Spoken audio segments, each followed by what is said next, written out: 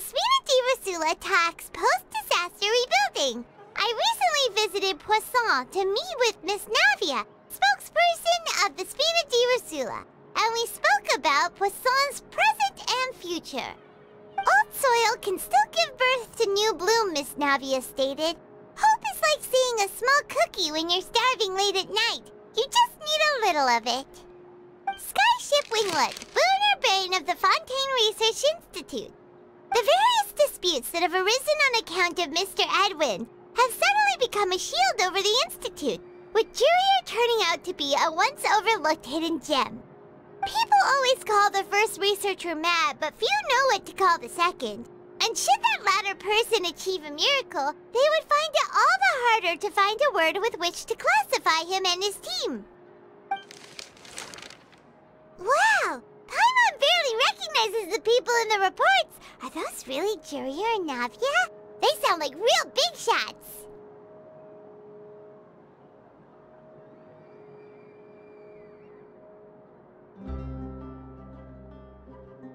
What do you think? Pretty enthralling, huh? The Steambird's idea was pretty simple. With the disaster just having passed, we would print a free edition packed to the margins with good news to calm people down. The value for these big scoops lies in their inevitable follow-ups. We'll publish further reports and go into the stories behind those people. Edwin's assistant, Jurier, created a true flying ship, while Navia is leading people in the reconstruction of their home. I'm sure that these stories could draw even your well-traveled eye. Paimon's curious too! Wait a minute. Didn't we watch everything happen from start to finish? What's there to be curious about? And that's exactly why I'd like you to come conduct interviews with me. You're the best incubators of news, if you haven't noticed. And also, with you around, I'm sure I'll get to see that Duke. Are you sure? Hasn't he turned you down several times already? Oh, this time will be different. Come on! Let's head to Poisson first, and then make a trip to the fortress. There are some things you'll only know when you get there.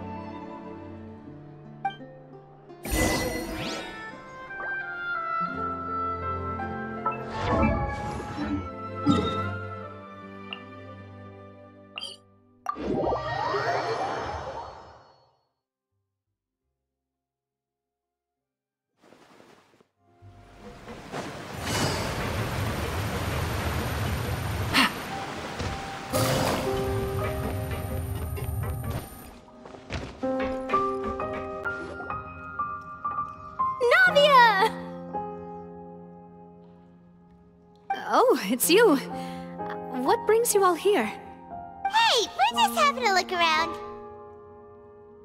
I'm here to update myself on how things are going here. Oh, the Fatui are here too! Let me introduce you. This is Mr. Garunt Snežević. He represented the Knave in sending us a large amount of supplies, and is helping with our work. Our residents are hard at work as well. Thanks to everyone, work is progressing nicely. We've lost a lot of people, but we're moving forward. That will have to be enough. Hello, Miss Charlotte. I'm a big fan of yours. I especially like that article you wrote last year about Fontaine's stray cats. But if you don't mind, could you not emphasize our role too much in your report? It's not charity we're doing here. We just happen to share the same interests as the Spina. I get where you're coming from. I'll keep it as simple as possible. Or would you be willing to feature as friendly neighbors? That would be fine. Thanks! Oh, you're back too. How are things? We finished laying down the construction materials. It'll be another hour before the workers are able to go over there. Huh? You're here too, Clarence?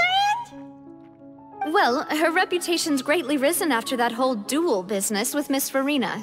So she's here in Poisson to wait out the heat. All right. She really came here to help me out. There's too much to consider in the reconstruction of Poisson. The Spina has need of more decision-makers. And, well, I do already happen to be connected to Mr. Callis.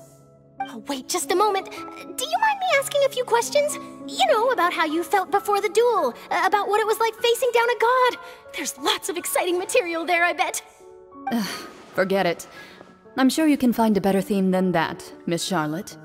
Ugh, I see you're the same as always. Couldn't you do me a favor, for Navia's sake? Well, if we're talking about doing things for my sake, you might as well just take a few more photos of me. Or of the Traveler. It's better than wasting time persuading Chlorand at any rate. Of course I will. I'm not gonna let her off that easy. All right, then everyone who wants to be in the photo, gather up. And smile.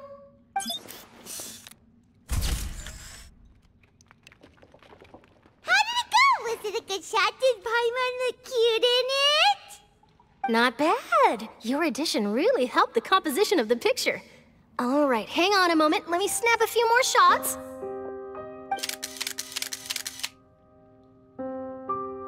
All right, that should do it.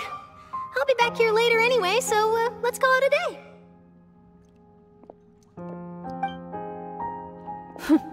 You're very quick. Speed is of the essence when it comes to the news, and freshness is the key. Also, not to brag, but I'm pretty good at building connections. Who knows? I might eventually get that interview with you after all, Miss Chlorand. Wow, you really do have that never say die spirit. I'm impressed. I'll hazard a guess that this is how you got that interview at the Fortress of Maripede. Whoa, you're well informed. Let me make a guess too. I asked Sijuin, who told Monsieur Nervillet, and he told you, right? That's a very complete information chain. In truth, all Monsieur Neuvillette asked me was, when did the fortress become so friendly towards the media? I told him that it was best not to speak too soon. There's no guarantee that Ridesley will make a personal appearance. You're right. I've got to treasure every moment I have with them. In which case, I'll be making a move first. Stay safe now. And tell me if you hear anything interesting. I'll treat you to afternoon tea in exchange.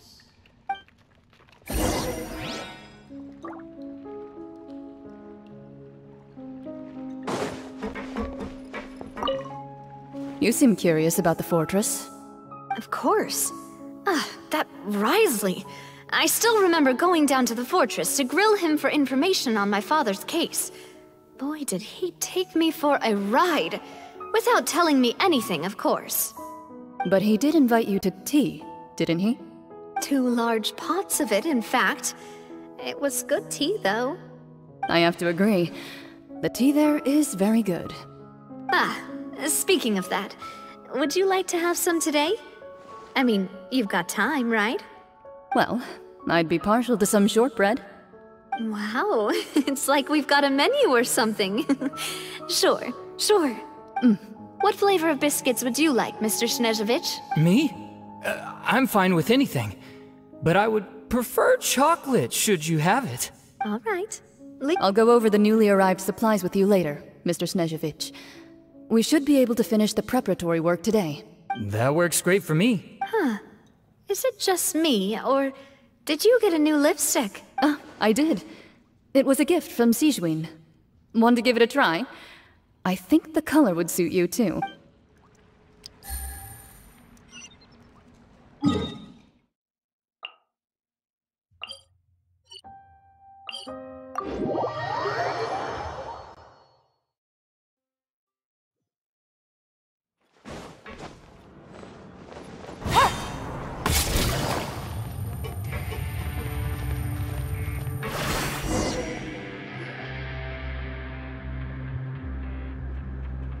Wow, guess we're here again, huh?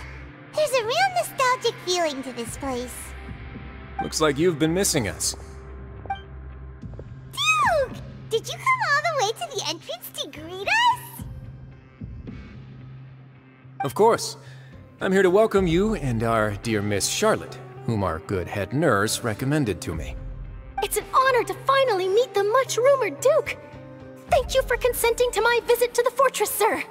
No need to thank me. But that said, I shouldn't be the focus of your interview. I trust you recall our agreement? Of course. All right then, this way.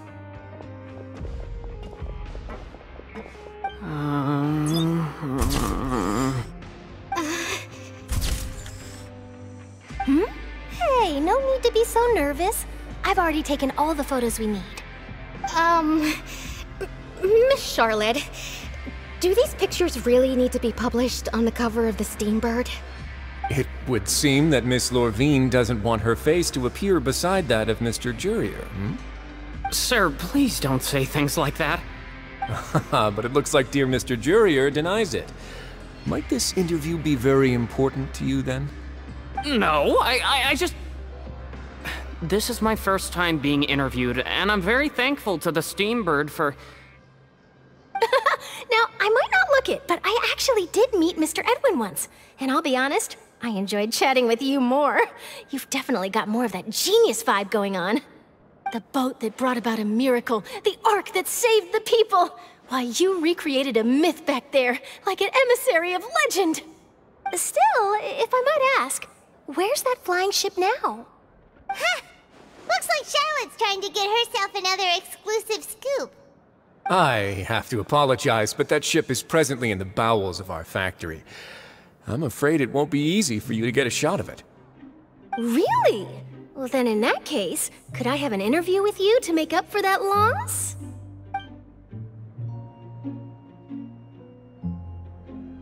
You already know my answer, I'm afraid. Best you interview our head nurse instead. Or perhaps you'd like to take another photo of this couple of researchers? Did you really have to use the word couple? Well, then, 2 solo photos will do. Is my hair messed up? Please, someone help me have a look. Things sure are getting pretty lively here. We've seen this kind of thing before. Oh, seems like everyone's here. Would any of you like to try this new drink I came up with? Ah, Siegeween. Hey, Miss Charlotte. Why don't you, take some pretty photos of our head nurse? Sure. Come on, Miss Siegeween, over this way. Let's find a brighter spot. Huh? Sure. Do I have to smile? So, how have things been at the fortress?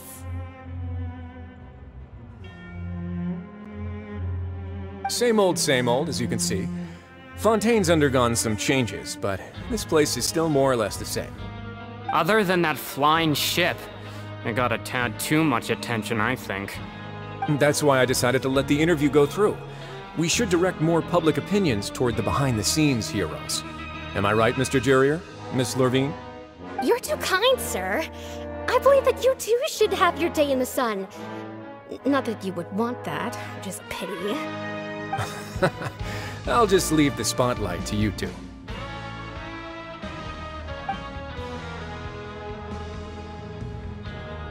I see. Lots of things happened that day, huh? Anyway, regarding that Harbinger, I'm not sure you remember, but his 3 young followers are still waiting for his return. He sure did win them over, huh? I'll tell them that there's good news and bad news. The good being that their boss seems fine, and the bad being that they must face extended sentences for abetting his escape. Oh, actually, what about you? Are things gonna change for you too? What change can there be? The fortress will keep chugging along, and so will my duties. As to what Miss Farina's departure will mean for the nation, and if our laws and governance will be transformed, we'll leave those to the folks in the overworld. Hey everyone, the photo shoot's done. Good. In that case, let's call it a day here. Thanks for your cooperation. Come on, Traveler, let's go. Till next time, everyone. There'll be a next time? Maybe. Who knows? I might write a story about the underwater factory next time. Until then. All right, last stop, the docks.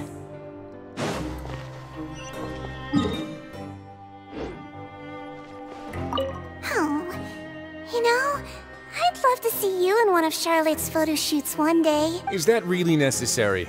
Our line of work doesn't really require much photographing. It's precisely because we don't need the picture that they'll have value as keepsakes. You don't really look all that opposed to the idea, you know. Maybe I'm just happy that I managed to once again avoid the spotlight. I think this interview went well either way. Yes, you successfully kept prying eyes away by using Mr. Jurier and Miss Lorvine as shields. Very good. You should be happy for them. They have a bright future ahead of them.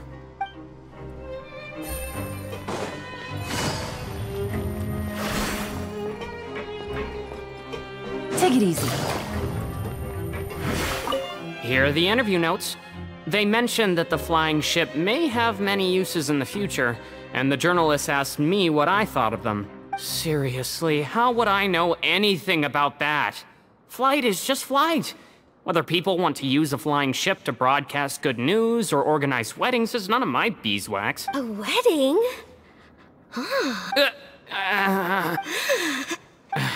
Why are you looking at me like that? So the flying ship can be used for weddings? I didn't say that. That journalist mentioned it, and what does that have to do with us anyway?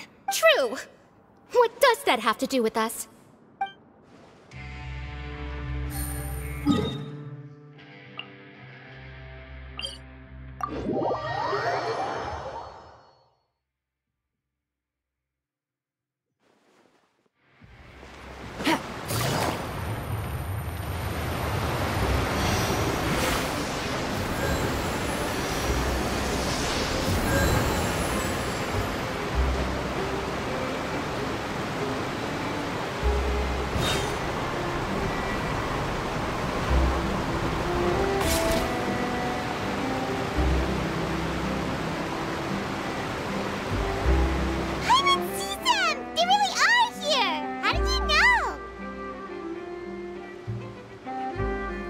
Navia mentioned that she stayed in touch with Linny and the others after working together.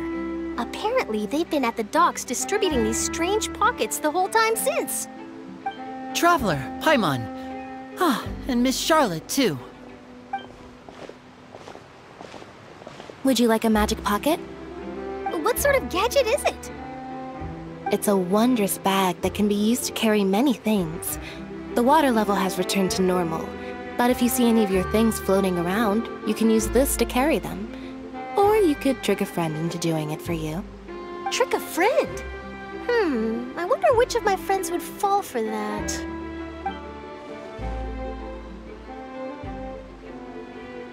You could just make a friend like Fremine here.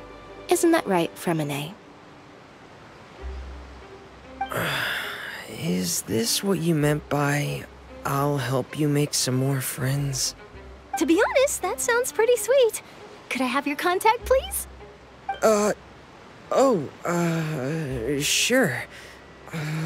Please, write down my address. You sure are working hard to help Fremine socialize. He was the one who proposed doing this. He even wants to assist in our magic shows.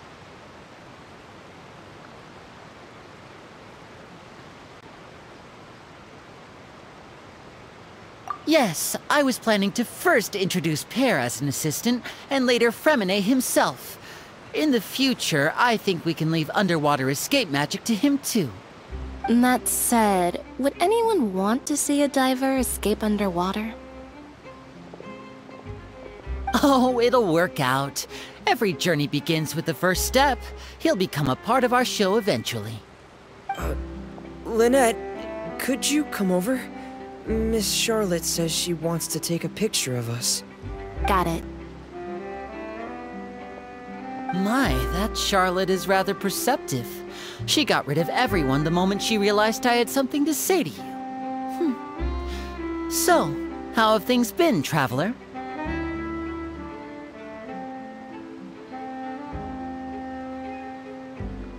Father says that you did a great deal during the latest events. She's very grateful for your contributions to Fontaine. That's all right. We were more than happy to help. So, what's she doing now? Oh, I guess you haven't heard. Well, after Lady Farina left, Father and Monsieur Neuvillette opened negotiations, during which he gave Fontaine's gnosis to her as a diplomatic gift. A diplomatic gift? A gnosis? Yes, I was quite surprised at first myself. But when I thought it over, there were actually a number of things going for it. It could have been done as an apology for the incident with Lord Child, or as thanks for his help in tying the all-devouring narwhal down. Furthermore, Father did also lend significant aid to Fontaine and Poisson. Well, that's true, but this is a gnosis we're talking about. Doesn't this seem a bit irresponsible? I would agree, but I've also heard that it seems that Monsieur Neuvillette has had a significant change of heart regarding the matter. So there's some reason for this that only Neuvillette knows about? I suspect you'll have to ask him about that yourself.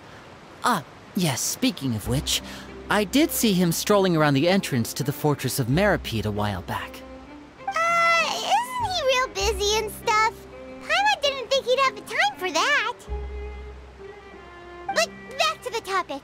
The Gnosis was given to the knave, right? What about Child? They say that he's returned to Snezhnaya to recover from his wounds. I hear that the recent disaster really did a number on his health.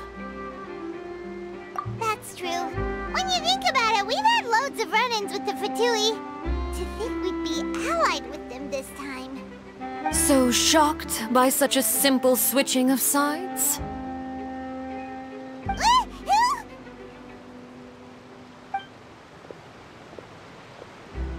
Father! Well, what do you know? Come to the docks to see how my children are doing and meet the Traveler by chance. Please do not pay my accomplishments in Fontaine too much mind. I would have done them regardless. Are you going to take the Gnosis back to Snezhnaya? That is our duty as Harbingers, yes. Don't be too preoccupied with sides. The goal of the Fatui concerns not a single place or person, but the entire world. With such a grand goal in mind, it is inevitable that we must wear many masks. Switching my masks is something I've always done. Well, that depends on many things. No one truly knows what the future holds. What good is honesty if you can't rely on it forever? As for you, I very much look forward to our next collaboration. Good things cannot be achieved alone, and you've proved yourselves to be great partners.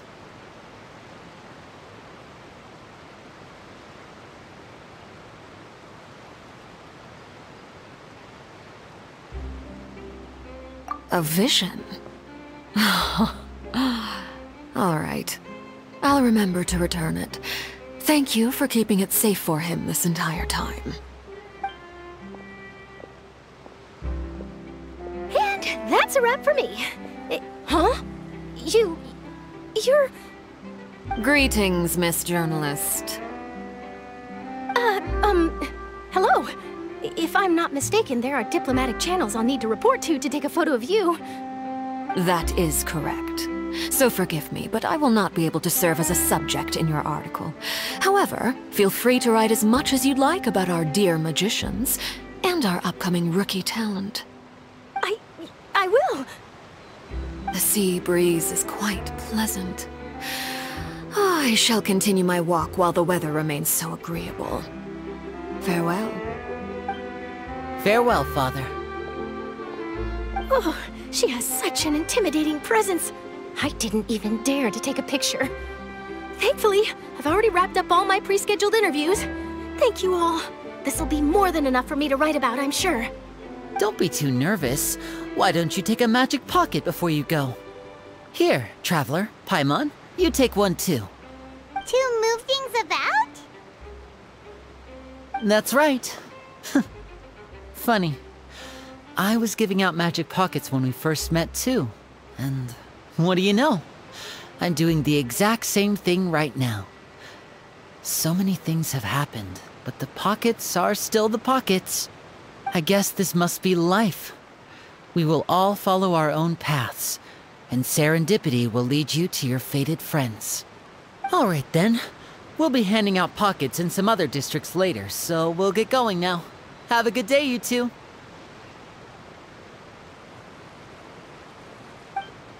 Well, guess we sent Charlotte off. Shall we go see how Neverlette's doing? As long as he's not so busy that he just...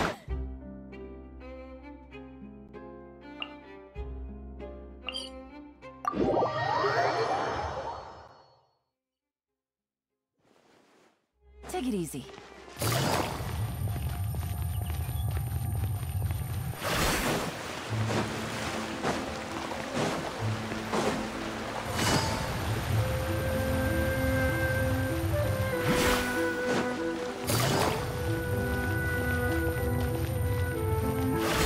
The entrance to the fortress! Ooh, he really is there!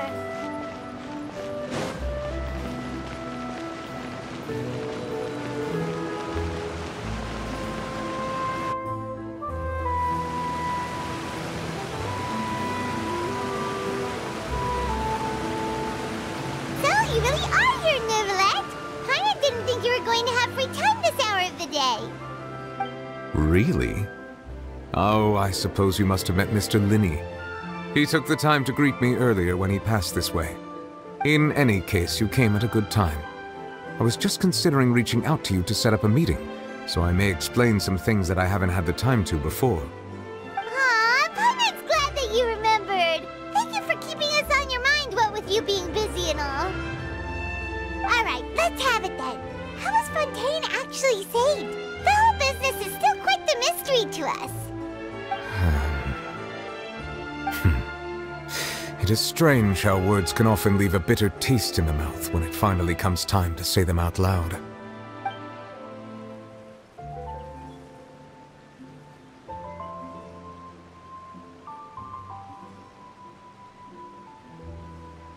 Whoa. So that's what happened? Focalor destroyed the divine throne of the Hydro Archon and restored your power to you, transforming you into a fully fledged elemental dragon sovereign! But Paimon still doesn't quite get what you did to save the Fontainians from dissolving. For me, the authority of the ancient dragons refers to absolute control over the hydro element. Fontainians were incomplete humans born of Egeria's use of the power of the primordial sea, with constitutions similar to that of mimics. But so long as those primordial energies remain within them, I could use the ancient dragon's authority to grant them true blood, after the fashion in which life was first brought into being on this planet. In other words, when I gave my verdict, Fontainians became true humans, and thus would naturally no longer be dissolved by water from the primordial sea. Focalor must have counted on you to make that decision as well. Your verdict was the key to making the prophecy appear to have come true while saving everyone. Yeah, and in a manner of speaking, Focalor finally managed to fulfill the original Hydro Archon's wish to turn Oceanids into real people too! It seems from your expressions that you still have more things you wish to ask. Ask away. I will tell you the truth as I know it. I have investigated his case along many avenues, and I have learned that he once fell into an unknown chasm when he was young. There, by chance, he awakened the all-devouring narwhal. But whether it be by sentiment or reason, that should not have been enough to consider him the root cause of the disaster. At most, he would have had tangential liability. As for the judgment passed by the Oratrice during the trial, whether it was due to that liability by association, or Focalor deliberately using him to buy time for us on the assumption that he would be able to hold the creature off, I cannot say. Guess Focalor had Fontainians in mind the whole time. In the end, it was thanks to her that they finally became real humans. Hang on a second. Paimon suddenly got another question. Back when Fontainians hadn't yet become real humans, were the children they had also transformed Oceanids? Life has always flowed like water. Do you recall how Fontainians would often come to the Fountain of Lucine to pray for children? Yeah, Lynette said the fountain is where all the waters in Fontaine converge. In truth, even those couples did not know that such prayers were no mere custom, but instead a form of ritual. Those Oceanids who were blessed within the spring water would later descend as new humans in the coming months. Paimon sorta gets it now. Either way, seems like this this ritual won't be of any further use, but it'll probably live on as a local custom. Ask away. I will tell you the truth as I know it.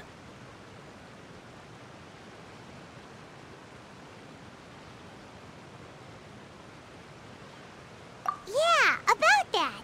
Risley said Farina has already left. What's that all about? Ah, Lady Farina. The people are only aware that her death sentence has not been carried out. She abdicated the post of Hydro Archon and left affairs related to that title to me, before leaving the Opera House. I related Focalor's words to her faithfully and completely. After hearing them, she seemed neither saddened nor comforted. She simply said that she was tired and needed to rest.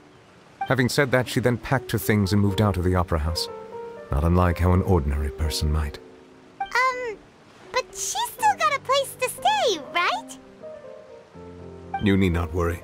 I will make arrangements to ensure that she will not want for food, clothing, board, or travel. In truth, I am somewhat happy for her. The wear and tear on her spirit will, of course, take time to heal.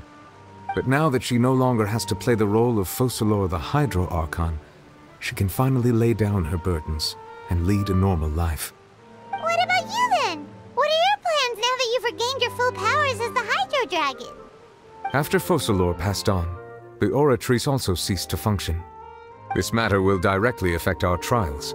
After much careful consideration, I've decided to take over its role in our courts. From now on, I shall hear cases and pass verdicts by myself. Looks like you're still considering stuff from the perspective of the Udex, huh? As an elemental dragon, there are indeed many things that I must do. But this power and this duty, in a manner of speaking, you could say that both were granted to me. As such, before I attend to my other responsibilities, I must first and foremost continue to serve Fontaine as its highest judge. The duty of the Hydro Sovereign and the duty of the Udex shall coexist within my person. Additionally, the Hydro Archon's departure has brought about another problem, which is that the Opera House shall no longer produce indemnitium. That's true. That power was derived from the people's faith in the Hydro Archon, wasn't it? Wait, but the various mechs and machines in the city are all still okay. Where are they getting their energy from? As I am now, I have full command over New Musia, and it can serve as a complete substitute. Another reason why I cannot quite leave Fontaine immediately. Wow. This ancient dragon's authority stuff is really quite useful, huh? Ask away. I will tell you the truth as I know it. Oh, that's right! They say you've given it to the knave as a diplomatic gift or something! Leaving aside their intentionality, the two Fatui Harbingers have indeed done much for us during this crisis. Their sole remaining goal in Fontaine, at least at this point, would seem to be the Gnosis. The Oratrice has ceased to function. The Hydro Archon's divine throne is now no more, and I do not need the Gnosis's power. As such, it has lost all meaning for Fontaine. If the Fatui have impure designs, then we might as well accede to their request now, and avoid unnecessary conflict. What complicated considerations! Paimon thought you were just giving it to them out of gratitude to the knave and as an apology to Child. Ask away. I will tell you the truth as I know it. You will soon be heading to Natlan, I presume. I'm afraid that I have little talent as a travel guide, so all I can do is tell you what I know about that land. As far as I'm aware, Natlan can be said to be a nation of dragons. A nation of dragons? You mean like you? No, I suspect that I would not find myself welcome there. Unlike ancient dragons such as myself, the dragons of Natlan have undergone long years of development and evolution. Large numbers of them have entered a form of coexistence with humanity. Natlan is also the nation of war. War ravages those lands like an undying flame. There is one other piece of information I got incidentally from my negotiations with the knave that I believe may be useful to you.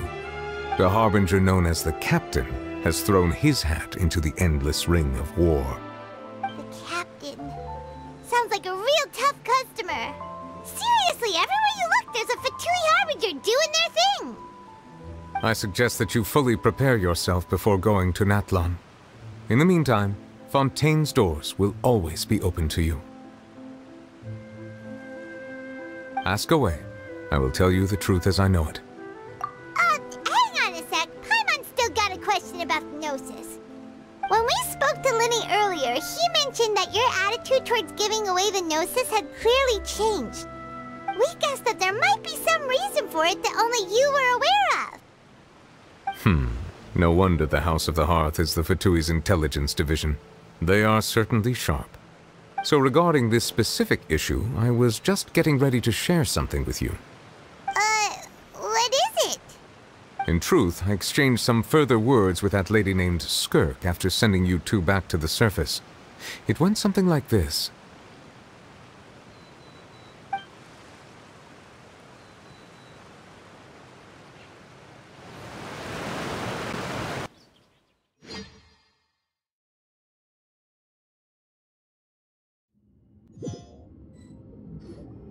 Well, we're going to head topside to see what's going on. You hurry over soon as well, all right, Nervalet? What next? The all-devouring narwhal isn't here, so I'm no longer getting any interference. I can finally catch the scent of your power, what it's made of. It is the authority of the planet's primordial dragons, but with something very similar to a god's curse mixed in. It's quite a novel blend. I'm sure I've encountered something like this before. What was it again? I do not know what you speak of. Of course. How could I forget? You should have the remains of the third Descender on your person, yes? Remains? I've never heard of any such thing. According to your parlance, I believe it may be called a gnosis. Well, that much is true. After Focalor's divinity faded, she handed her gnosis to me.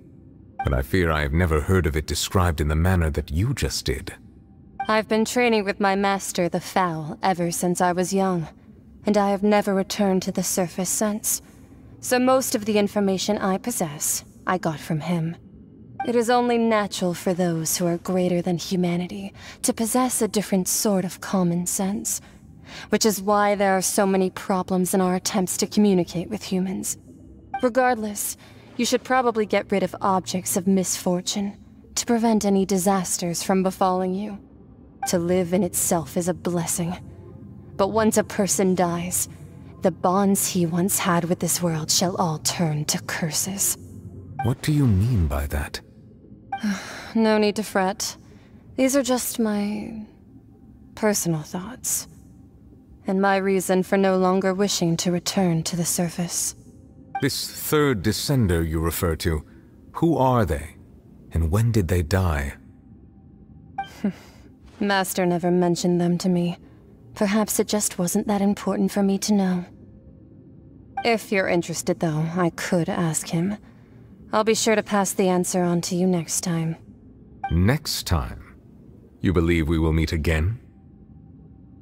I do. Wait. I have a disciple of my own, don't I? He can be the messenger then.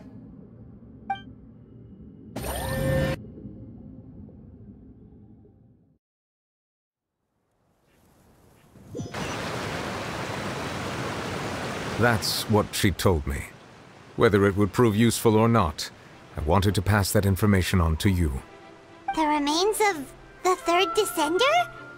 So that's what the Gnosis actually are. Paimon just thought they looked like chess pieces. How could they be a person's remains? All the same, assuming that there was no misunderstanding or special metaphor at play, that is what she meant to say. And she said that it would bring misfortune and that you should check it, which is why you gave it to the Fatui. If she speaks the truth, then I would simply be putting Fontaine at unnecessary risk by keeping it here.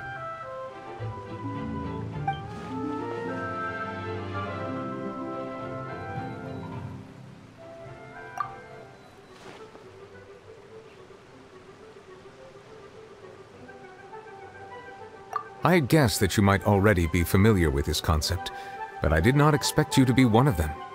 That means that the Gnosis, which are exceedingly element-compatible and can even enhance elemental abilities, do indeed come from the third Descender. I wonder, does your body also possess similar properties? Like being able to use elemental powers without a spatial compatibility, right? No, let's not think about this stuff right now. It just feels creepy. Comparing the Traveler to the dead third descender and all. That's what you say, but this topic still feels like bad luck. Once Child recovers, let's get some more answers out of him. Or go look for his master and get the answers that way. I too believe it unwise to make too many blind guesses when information is lacking. The same is true of being at court. All right. Whatever the case, it seems like the crisis here in Fontaine's over for now. Yes. All of Focalor's efforts were for this moment as well. But she sacrificed herself in the end as a god, and she suffered through all those years as a human. Was that really what she wanted? I suppose that would be the mystery of a god's will. I suspect not.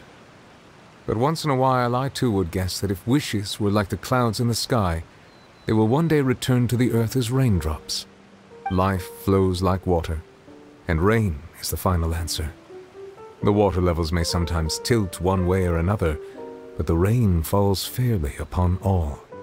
And what ultimately is the difference between the rains that fall upon all of us?